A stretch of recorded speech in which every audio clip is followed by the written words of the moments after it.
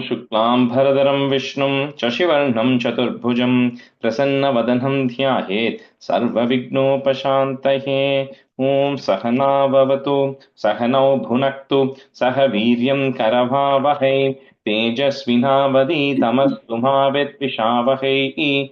ॐ शान्तिः शान्तिः शान्तिः।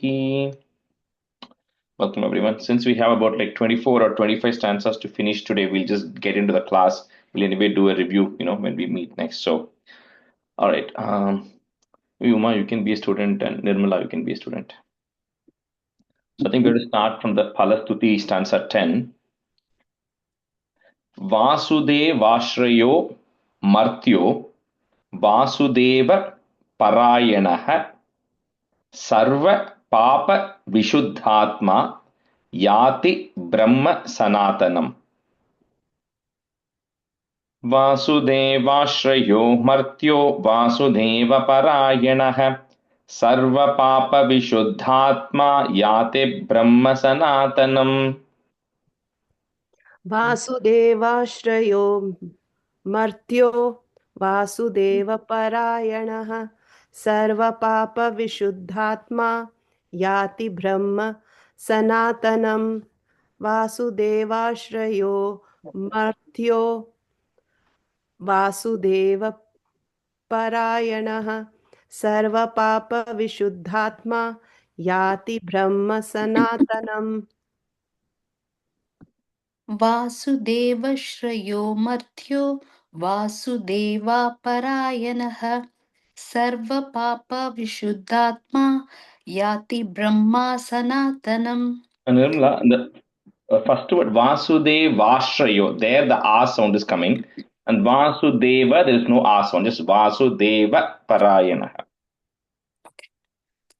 वासुदेवश्रयो मर्त्यो वासुदेवपरायणः सर्वपापविशुद्धात्मा याति ब्रह्मा सनातनम्। याति ब्रह्म सनातनम्.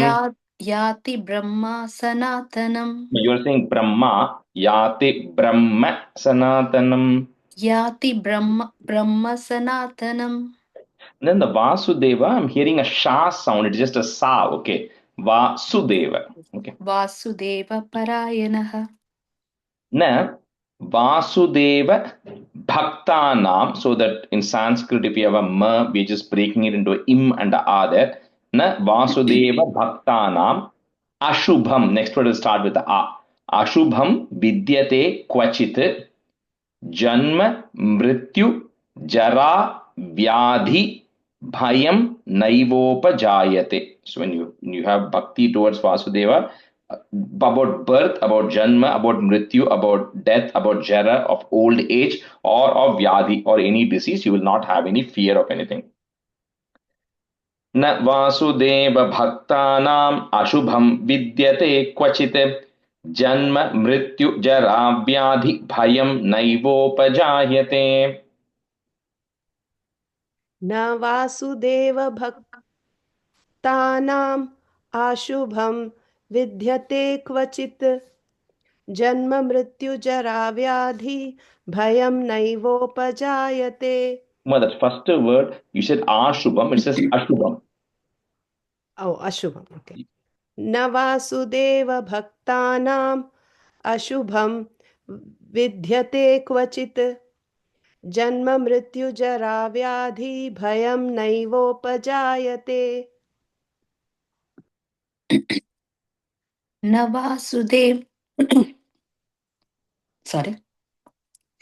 वासुदेव भक्तानाम् अशुभं विद्यते क्वचित् जन्म मृत्यु जरा व्याधि भयं नैवोपजायते। न वासुदेव भक्तानाम् अशुभं विद्यते क्वचित् जन्म मृत्यु जरा व्याधि भयं नैवोपजायते। Imam stava madhiyanah, put ish, stava madhiyanash shraddha bhakti samanvitah yujyetatma sukha kshanti shri dhriti स्मृति कीर्तिभिः इमं स्तवमधीयानः श्रद्धा भक्ति समन्वितः युज्येतात्म सुख क्षान्ति श्रीधृति स्मृति कीर्तिभिः इमं स्तवमधीयानः श्रद्धा भक्ति समन्वितः युज्येतात्म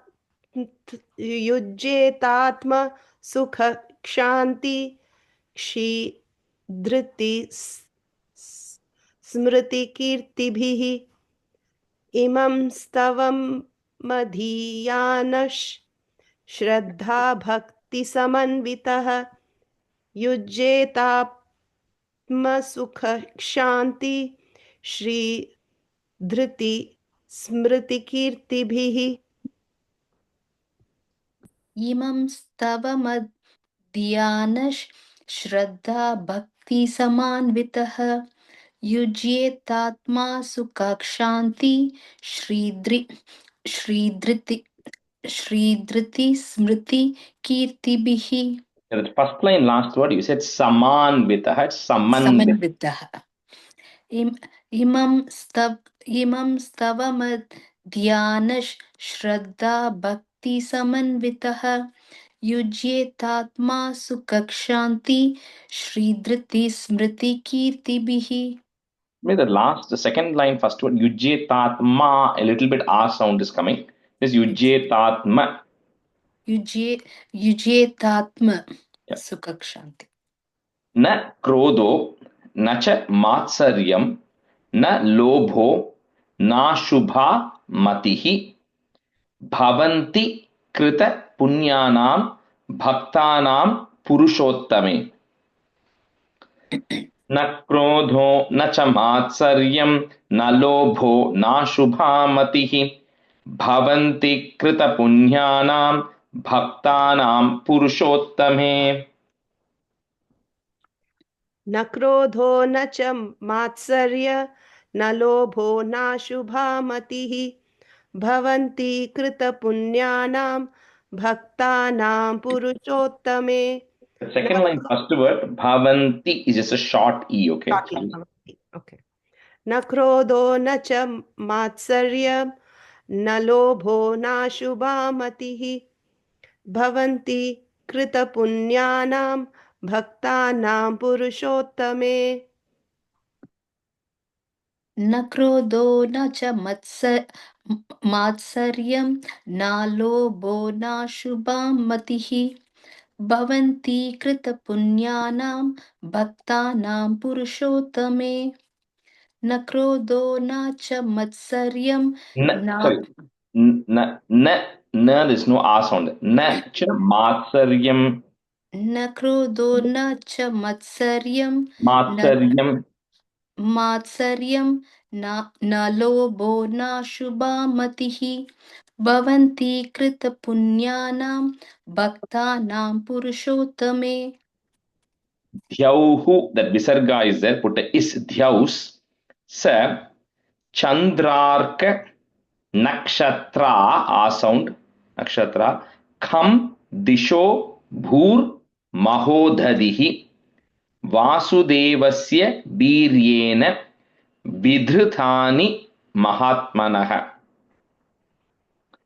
ध्यौस चंद्रार्क नक्षत्रा खं दिशो भूर्महोदधिः वासुदेवस्य वीर्येण विधृतानि महात्मनः. धौषश्चन्द्रार्क नक्षत्रा खं दिशो भूर्महोदधिः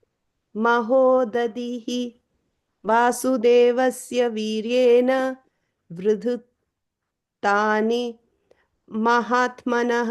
The second last word, vidhrutani. विधृतानि महात्मनः. दौषश्चन्द्रार्क नक्षत्रा खं दिशो महोदधिः वासुदेवस्य वीर्येण विधितानि महात्मनः That word again, Uma. विधृतानि Yeah, vidritani. Yeah. विधृतानि महात्मनः दौशसचन्द्र दौशस So that word, no, that 1 second, that word, the easy way to say it is Dhyaus is Dhyaus Sa Chandrarka. द्वैस Dhyaus. Chandra Dhyaus. दु- द्वै no No, no. Dhyau. Dhyu. Dhyau.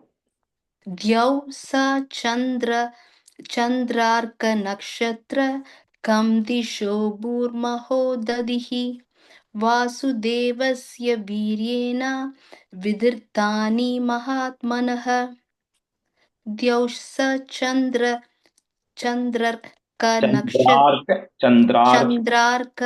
चन्द्रार्कनक्षत्र कं दिशो भूर्महो दधिः वासुदेवस्य वीर्येण विधृतानि महात्मनः Sa Surasura Gandharvam Sayakshora Garakshasam Jagat Vashe Varta Tedam Krishnasya Sacharacharam. Sasurasura Gandharvam Sayakshora Garakshasam Jagat Vashe Vartatedam Krishnasya Sacharacharam. ससुरासुरगन्धर्वं सयक्षोरग राक्षसं जगद्वशे वर्ततेदं कृष्णस्य सचराचरम् The second last word, Krishnasya. कृष्णस्य सचराचरं ससुरासुरगन्धर्वं सयक्षोरगराक्षसं जगद्वशे वर्ततेदं कृष्णस्य सचराचरम् ससुरासुरगन्धर्वं सयक्षोरगराक्षनं जगद्वसे वर्ततेदं कृष्णस्ये सचराचरम् Krishnasya. कृष्णस्य सचराचरम् That first line, last word, you said a na word. Sayakshora Garakshasam. सयक्षोरगराक्षसम् Yeah.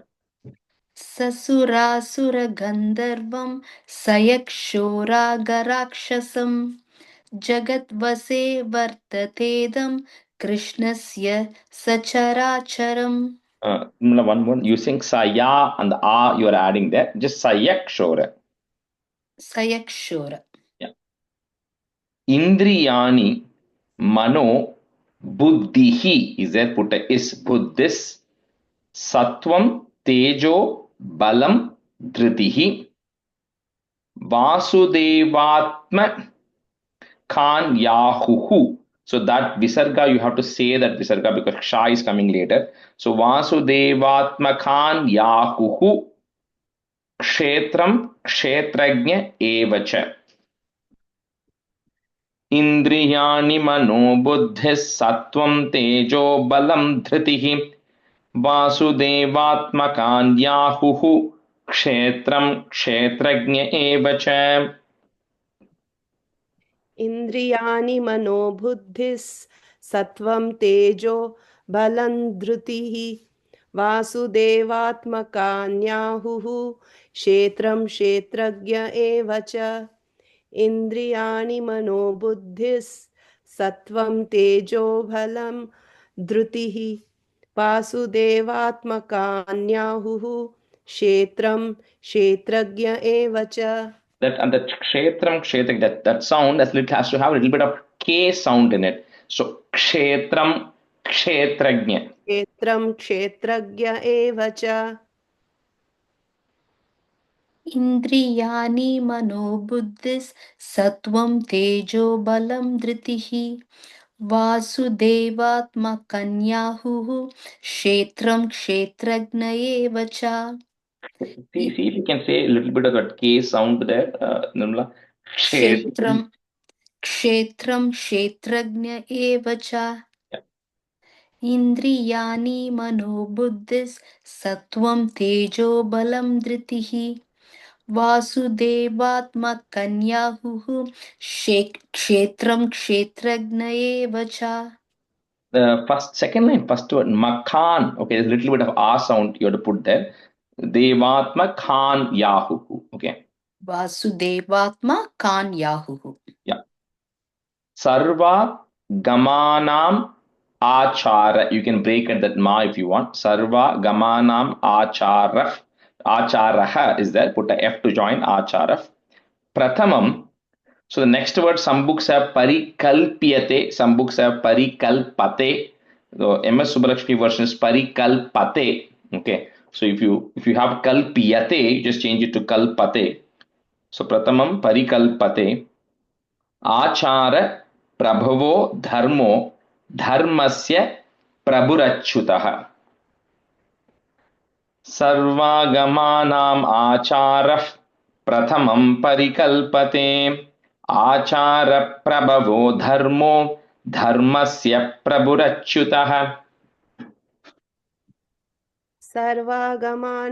आचारः प्रथमं परिकल्पते आचारप्रभवो धर्मो धर्मस्य प्रभुरच्युतः सर्वागमानाम् आचारः प्रथमं परिकल्पते आचारप्रभवो धर्मो धर्मस्य प्रभुरच्युतः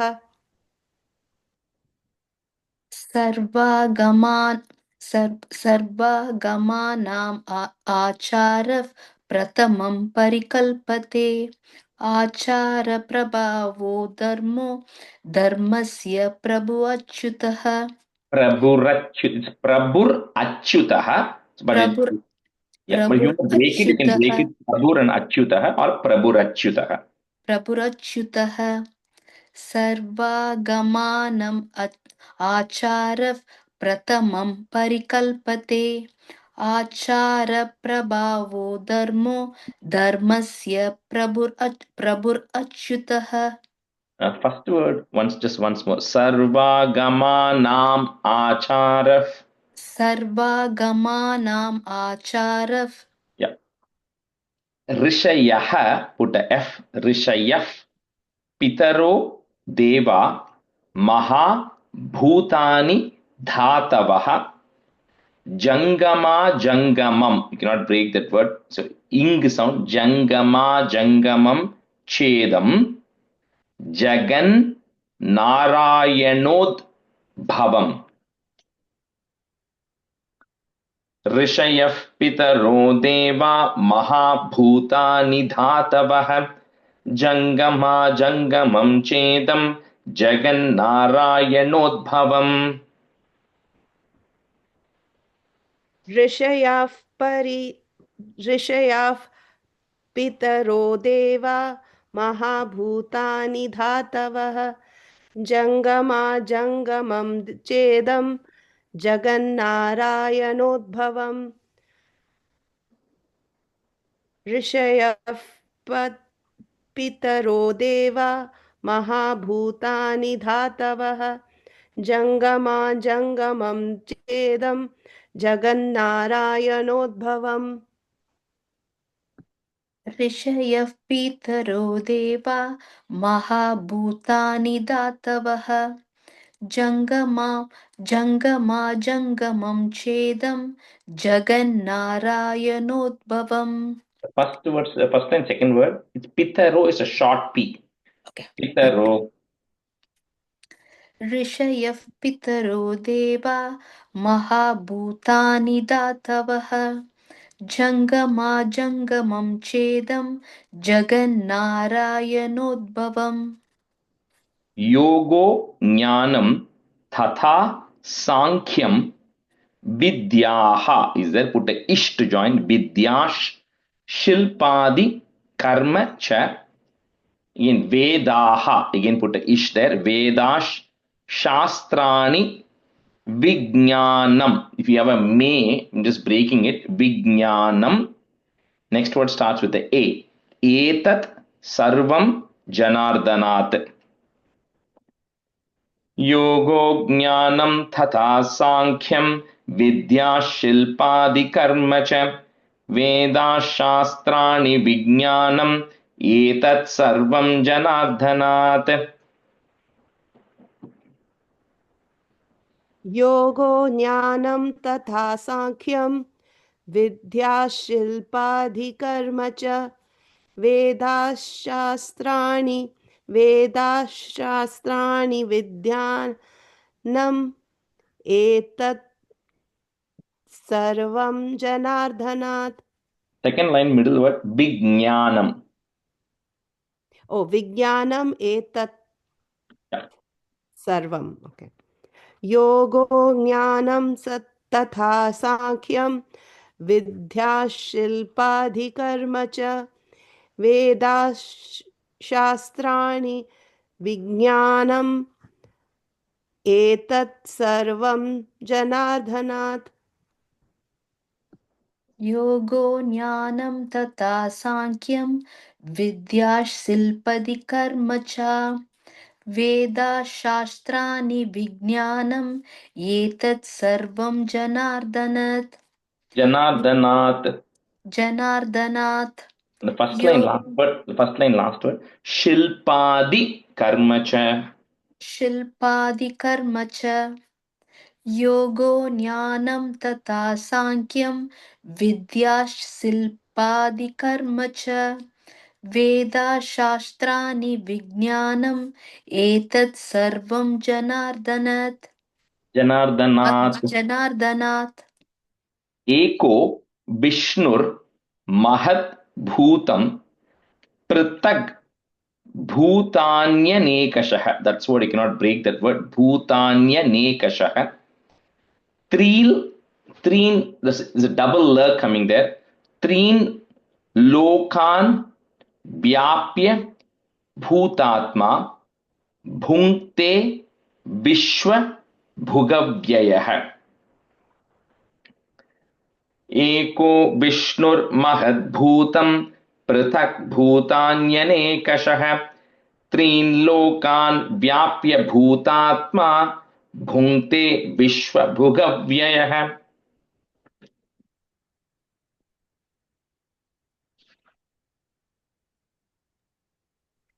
एको विष्णुर्महद्भूतं पृथग् भूतान्यनेकशः त्रीन् लोकान् व्याप्य भूतात्मा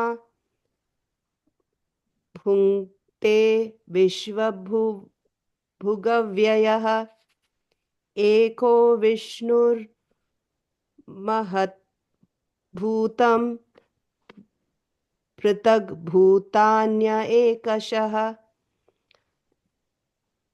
That particular second line, first word is a long E first, okay? So it's three, see that. Yeah. It's in. लोकान्. Yeah. त्रीन् लोकान् व्याप्य भूतात्मा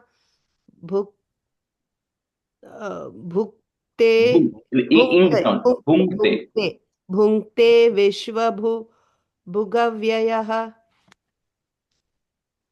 एको विष्णुर्महद्भूतं पृथक् भूतान्यनेकशः त्रिं लोकान् व्याप्य भूतात्मा भुङ्क्ते विश्वभुगव्ययः.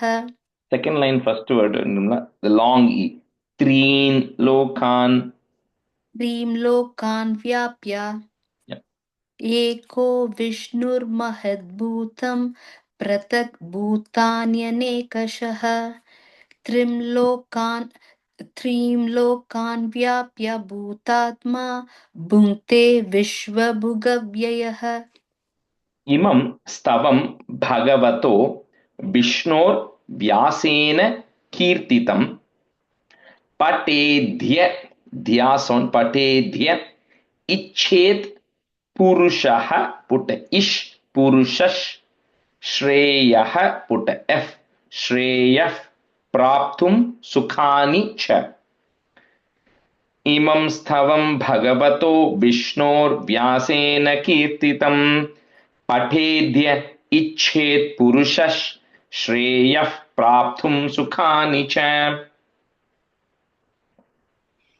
इमं स्तवं भगवतो विष्णोर्व्यासेन कीर्तितं पठ पठेत् पठेद्य पठेद्य पठेद्यत्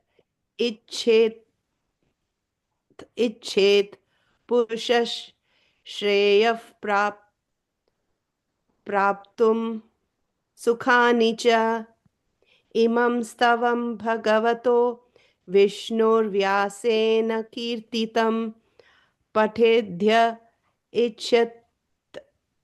इच्छेत पुरुषः श्रेयः प्राप्तुं सुखानि च.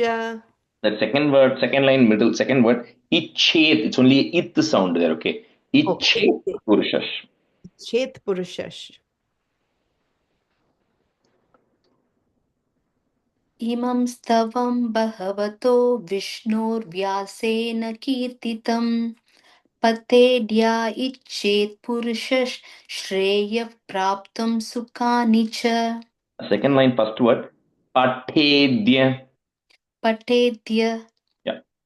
इमं स्तवं बहवतो विष्णोर्व्यासेन कीर्तितं पतेड्य इच्छत् पुरुषः श्रेयः प्राप्तुं सुखानि च. So the second line, first word again. That tha, right, is the second tha in Sanskrit. So pathedya. पठेद्य पठेद्य. Yeah. I think when you are saying, you're saying it like a it there, but it's a ta. Okay. Pathedya. Vishweshwaramajam devam jagatah. Put a F. Jagatah. Prabhum avyayam. If you want to break it, it's Prabhum avyayam. If you want to break it. भजन्ति ये पुष्कराक्षं नते यान्ति पराभवं नते यान्ति पराभवं ओम नम इति विश्वेश्वरमजं देवं जगतः प्रभुमव्ययं भजन्ति ये पुष्कराक्षं नते यान्ति पराभवं नते यान्ति पराभवं ओम नम इति विश्वेश्वरमजं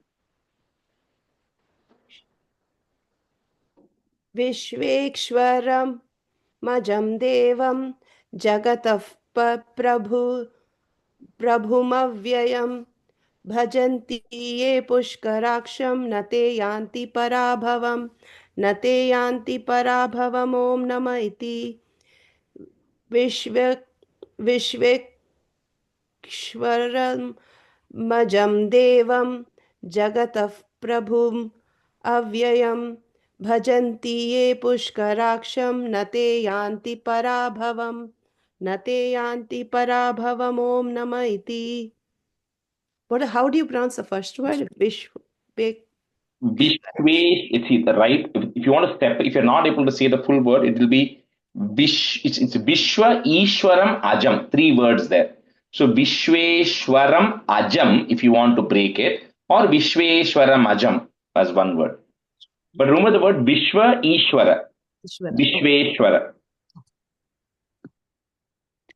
विश्वेश्वरमजें देवं जगतः प्रभुम् अव्ययं भजन्ति ये पुष्कराक्षं न ते यान्ति पराभवं न ते यान्ति पराभवम् ॐ नमः इति विश्वेश्वरमजं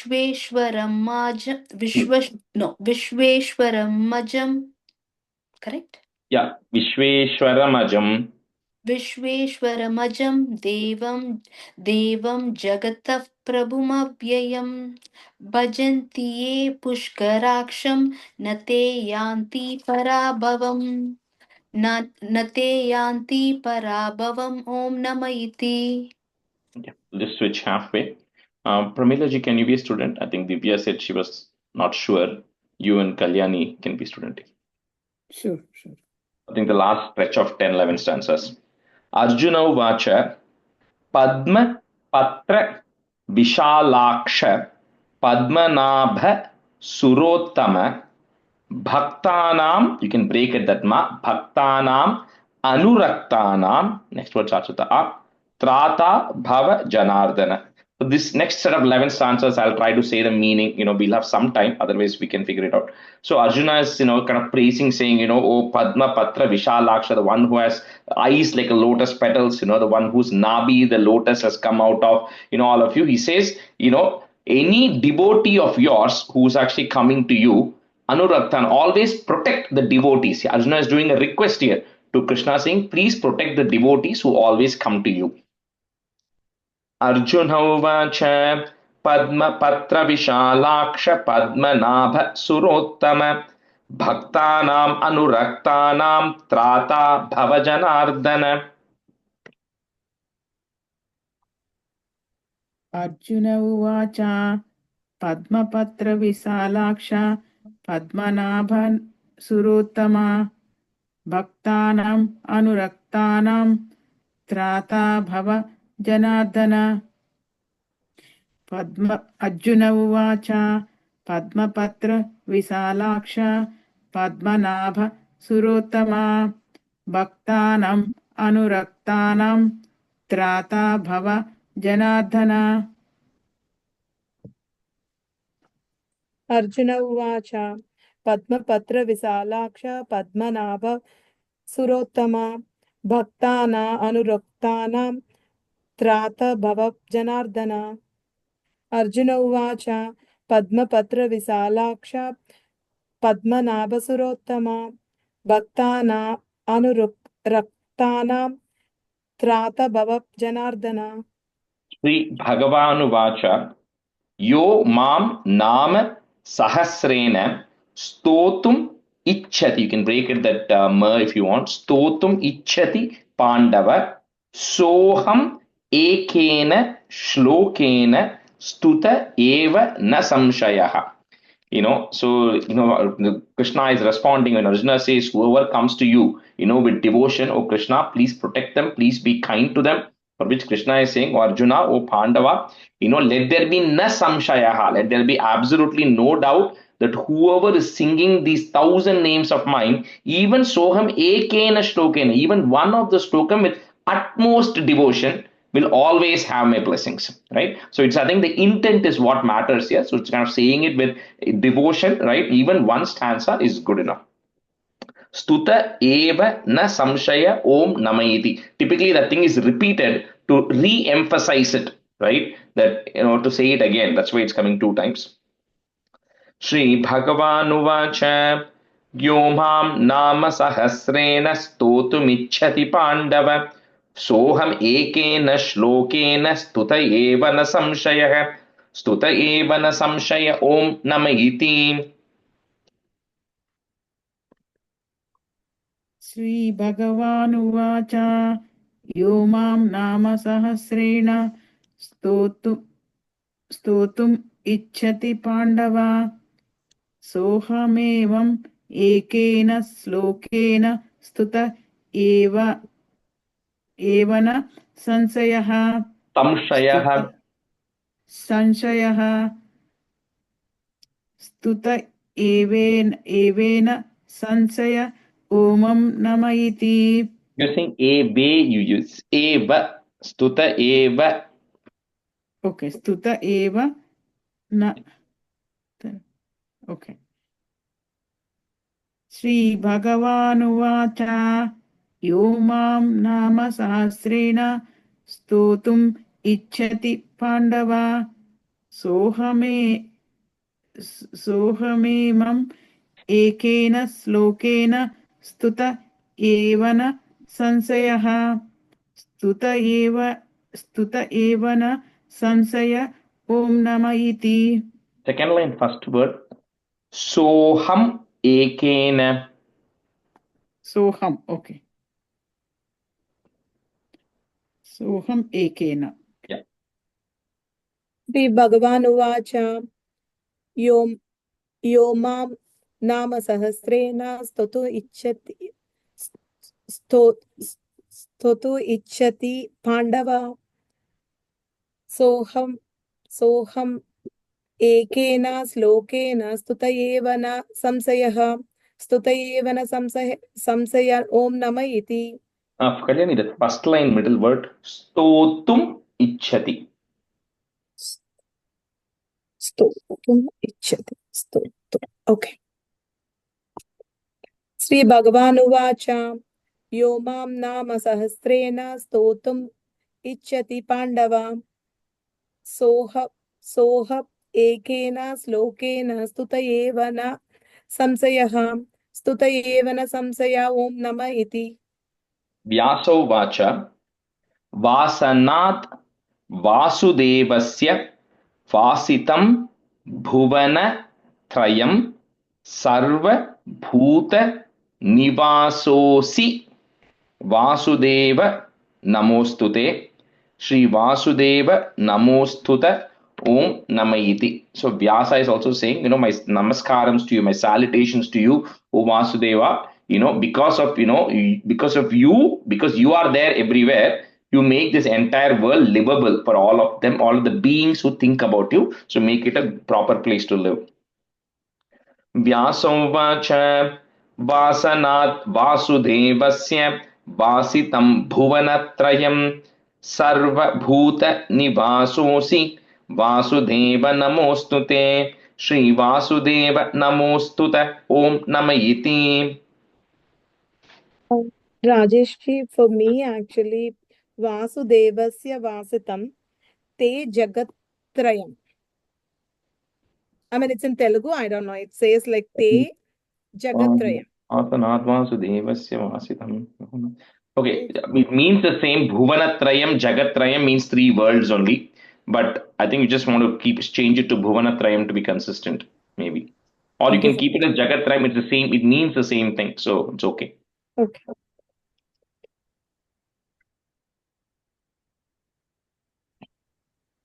व्यास उवाच वासनात् वासुदेवस्य वासितं ते भुवनत्रयम्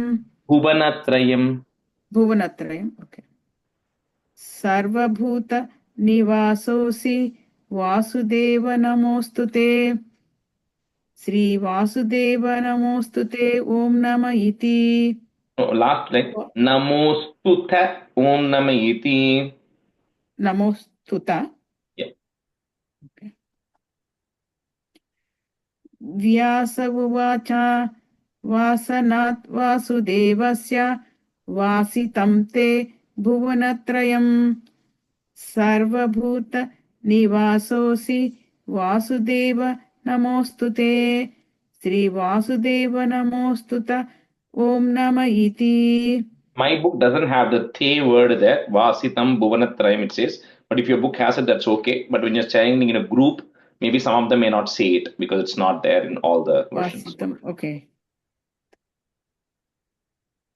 व्यास उवाच वासनात् वासुदेवस्य वासितं ते भुवनत्रयम् सर्वभूत निवासोऽसि वासुदेव नमोस्तुते श्री वासुदेव नमोस्तुत ओम नमः इति व्यास उवाच वासनात् वासुदेवस्य वासितं ते भुवनत्रयम् सर्वभूत निवासोऽसि वासुदेव नमोस्तुते श्री वासुदेव नमोस्तुत ओम नमः इति Parvatyuvacha Kenopayena Laguna Vishnor Nama Sahasrakam Patyate Panditair Nityam Shrotum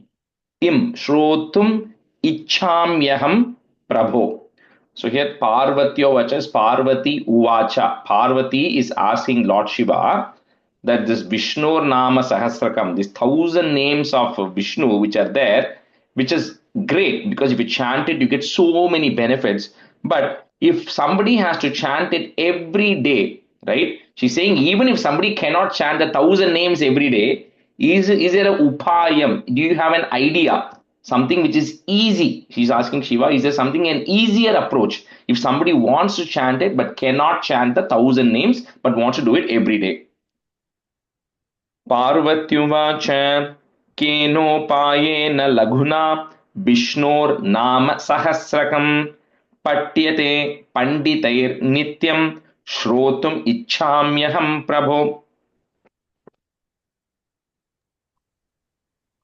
पार्वत्युवाच केनोपायेन लघुना विष्णोर्नाम सहस्रकं पठ्यते पंडितैः नित्यं श्रोतुम्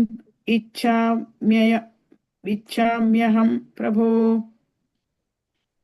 पार्वत्युवाच केनोपायेन लघुना विष्णोर्नाम सहस्रकं पठ्यते पंडितैः नित्यं श्रोतुम्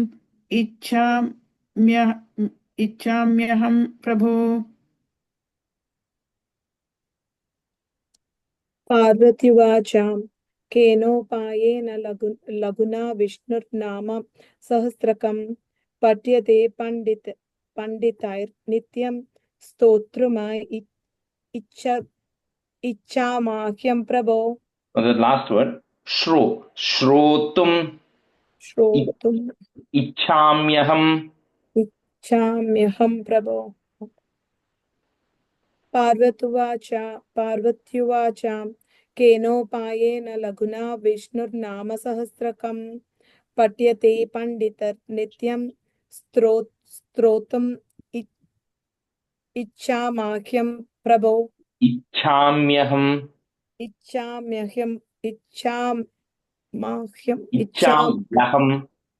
इच्छामहं प्रभो.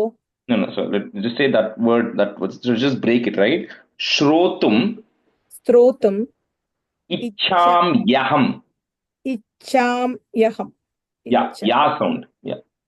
Icchamyaham. Correct. Yaham Prabhu. Yeah. Ishvara Uvacha, just Lord Shiva is replying at the next, the Sri Rama Rama Rameti. He says that if you chant it every day, I mean, of course, you ideally want to chant the entire Sahasranama, but if you're not able to chant the Sahasranama, at least say the Sri Rama Rama Rameti every day, right? At the minimum. So Sri Rama Rama Rameti Rame Rame Manorame Sahasra Nama Tat Tulyam Rama Nama Varanane. Shri Rama Nama Varanana Om Nama Iti. We'll say it only 2 times here when you're repeating, but normally that is said 3 times when you're doing a chanting. Ishvara Uvacha Shri Rama Rama Rameti Rame Rame Manorame Sahasranama Tatulyam Rama Nama Varanane Shri Rama Nama Varanana Om Nama Iti.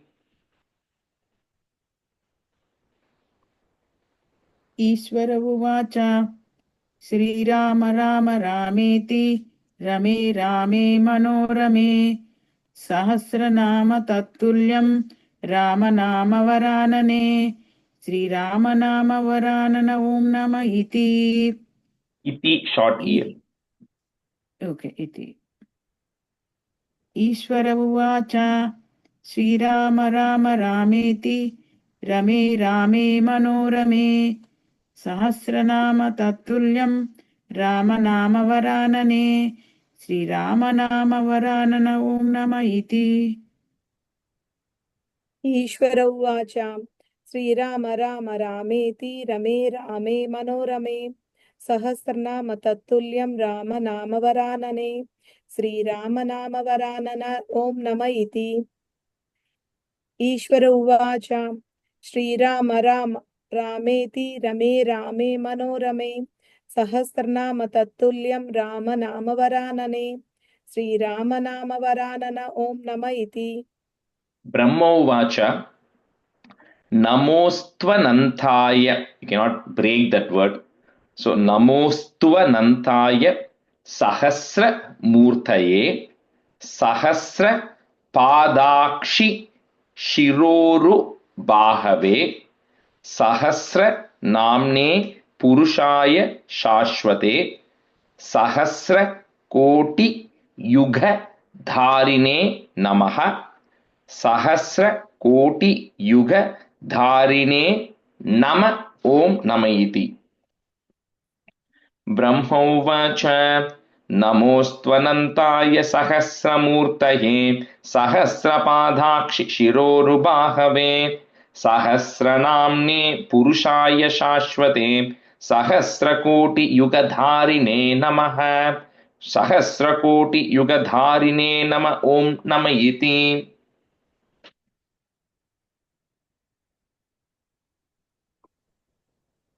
ब्रह्म उवाच नमोस्तनन्ताय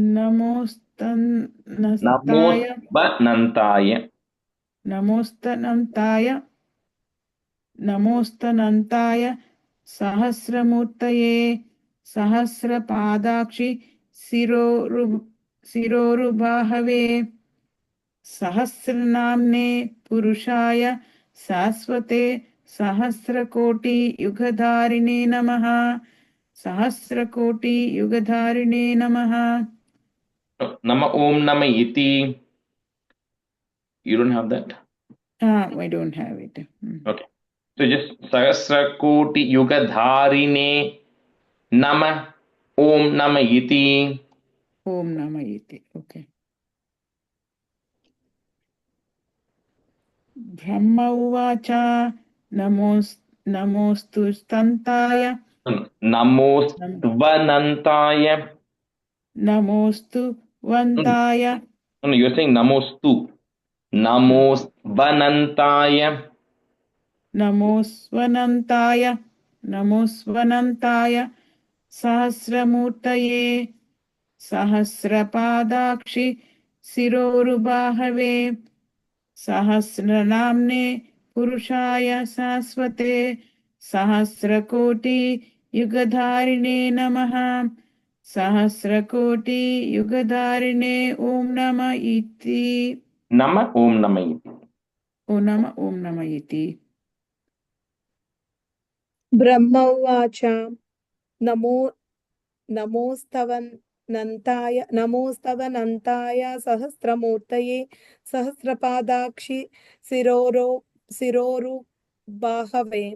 सहस्रनाम्ने पुरुषाय शाश्वते सहस्रकोटियुगधारिणे नमः। One second. Go ahead. Finish it. Sorry. श्रीसहस्रकोटियुगधारिण ओम नमो नमः इति। Yeah, I'm just going to type in the chat window because that first word, for you also. Namostvanantaya, Yeah, so I just typed it in English there. Because it is Namo Astu Anantaya, 3 different words, but because of the Sandhi, it is like one long word. So Namostvanantaya. Sorry, just try.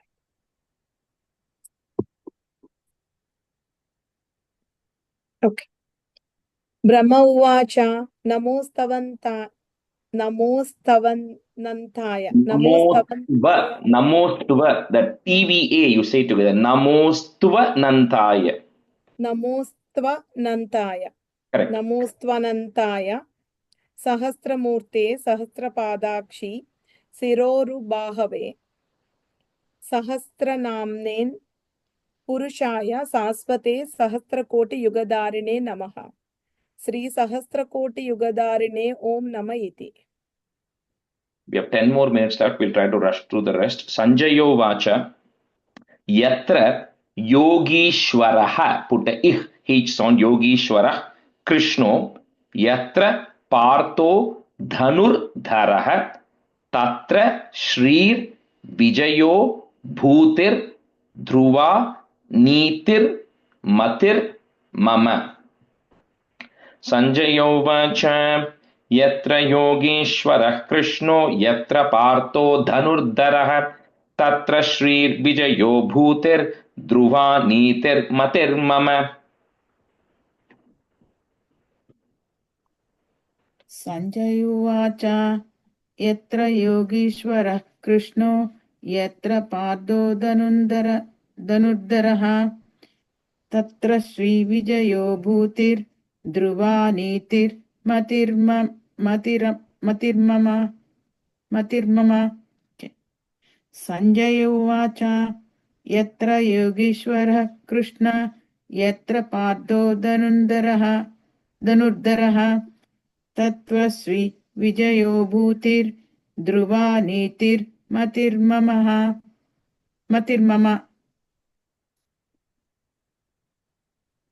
Done with second time, right? Yeah, done. Sanjay Uvacha Yatra Shwara Krishno Yatra Partho Dhanurtaraha Tatra Srir Vijayo Bhutir Dhruva Nitir Matir Mama. Sanjay Uvacha Yatra Yogishwara Krishno Yatra Partho Dhanurtaraha Tatra Srir Vijayo Bhutir Dhruva Nitir Matir Mama. Shri Bhagavanubhacha Ananyash Chintayanto Mam Ye Janaha, put a F, Janaf Paryupasate Tesham Nityabhi Yuktanam Yoga Kshemam Vahamyaham. So whoever is thinking about me, Chintayanto Mam, all the time with devotion, I will take care of them. Shri Bhagavanubhacha Ananyaschintayanto Mam Ye Janah Paryupasate Tesham Nityabhiyuktanam Yoga Kshemam Vahamyaham.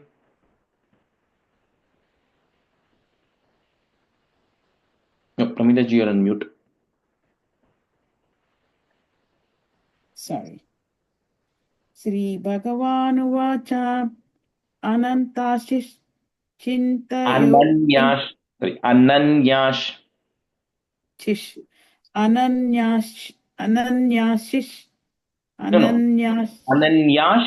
Chintayanto. Ananyash Chintayanto Mam Ye Janah Paryupasate Tesham Nityabhiyuktanam Yogakshemam Mahamyaham. Ananyash Chintayanto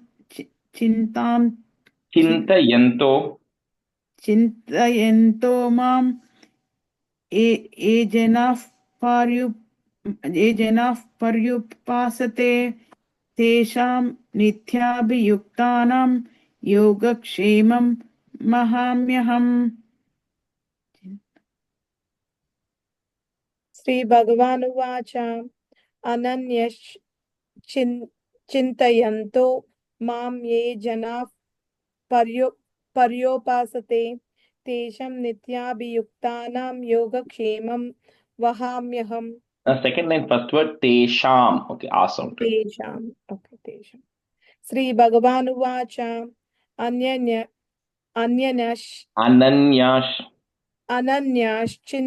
Chintayanto Mam Ye Jana Paryupasate Tesham Nityabhiyuktanam Yogakshemam Vahamyaham.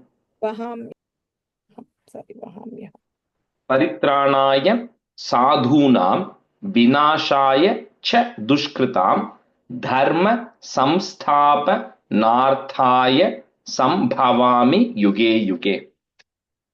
Paritranaya sadhunam vinashaya cha dushkritam dharma samsthapa narthaya sambhavami yuge yuge. Paritranaya sadhunam vinasaya cha dushkrutam dharma samsthapanadhaya sambhavami yuge yuge. Paritranaya sadhunam vinasaya cha dushkrutam dharma samsthapanadhaya sambhavami yuge yuge. Paritranaya sadhunam vinasaya cha dushkrutam dharma sansthapanardhaya sambhavami yuge yuge. परित्राणाय साधूनां विनाशाय च दुष्कृतां धर्म संस्थापनार्थाय संभवामि युगे युगे. आर्था विषण्णाः put इष् विषण्णाश् शिथिलाश्च भीता घोरेषु च व्याधिषु वर्तमानाः संकीर्त्य नारायण शब्दमात्रं विमुक्त दुःखाः पुट इस् दुःखास् सुखिनो bhavantu. Some books have bhavanti, but bhavantu is most often said. आर्ता विषण्णाश्चितिलाश्च भीता घोरेषु च व्याधिषु वर्तमानाः संकीर्त्य नारायण शब्दमात्रं विमुक्त दुःखाः सुखिनो भवन्तु.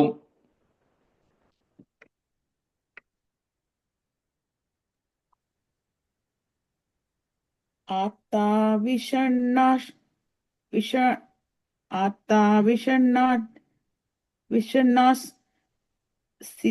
शिथिलाश्च भीताः घोरेषु च व्याधिषु वर्तमानाः संकीर्तनारायण शब्दमात्रं विमुक्त दुःखाः सुखिनो भवन्तु. दुःखास् इस विसर्गाल दुःखास् okay. दुःखास्. आर्ता विषण्णाश् शिथिलाश्च भीताः घोरेषु च व्याधिषु वर्तमानाः संकीर्तनारायण शब्दमात्रं विमुक्त दुःखाः सुखिनो भवन्तु.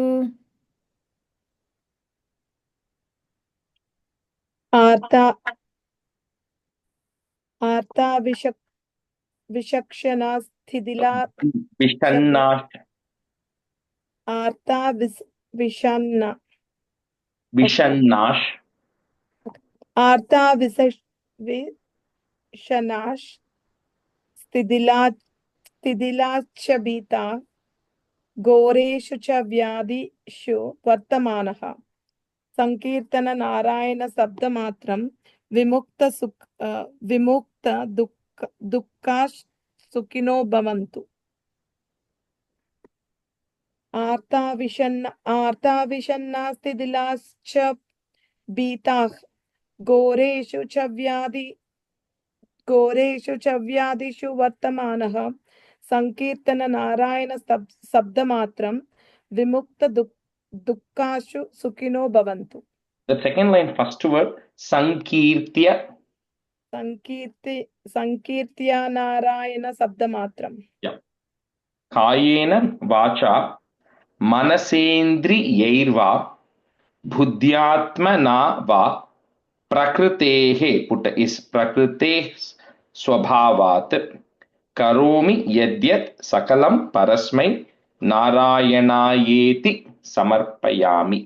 You can just say that one time.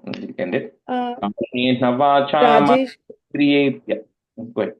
Actually, there is one more previous to that in the book. Yadakshara padabrashtam matra. That is like what you call Kshama Prarthana. Okay. So that is technically not part of Vishnu Sahasranama, but you can chant it if you want separately as part of it. But this is the last pretty much. After Artha Vishanna is Kayena Vacha only. कायेन वाचा मनसेन्द्रियैर्वा बुद्ध्यात्मना वा प्रकृते स्वभावात् करोमि यत् सकलं परस्मै नारायणायेति समर्पयामि.